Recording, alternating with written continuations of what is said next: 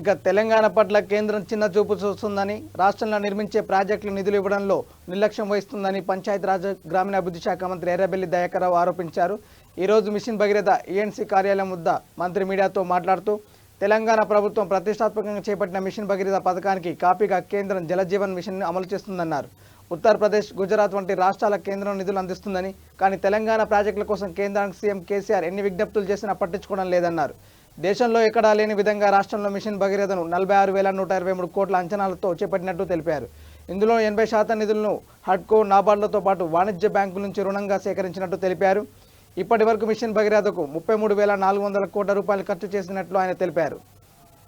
Machine Bhagiratha ఇంటింటికి నీళ్లు ఇచ్చే దాంట్లో తెలంగాణ ప్రభుత్వం కేసీఆర్ గారు చేసేదాన్ని అభినందించారు.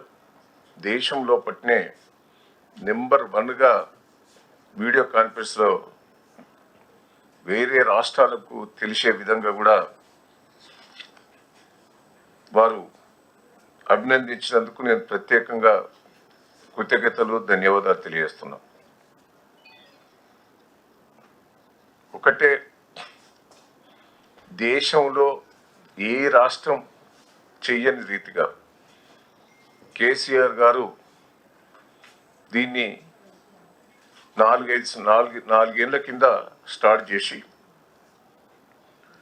దాదాపు 80% 3 సంవత్సరాల లోపటే పూర్తి చేశాం.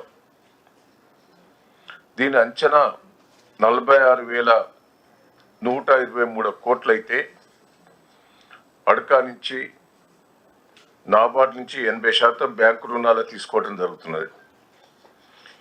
దీని అంచనా మేము ఇంకా తగ్గించాం. అంటే మొత్తం 46,000 కోట్లు అవుతుంది అనుకుంటే ఇంకా 88,000 కోట్లు ఆదాయేటట్టు కూడా ఏర్పాటు చేయడం జరిగింది.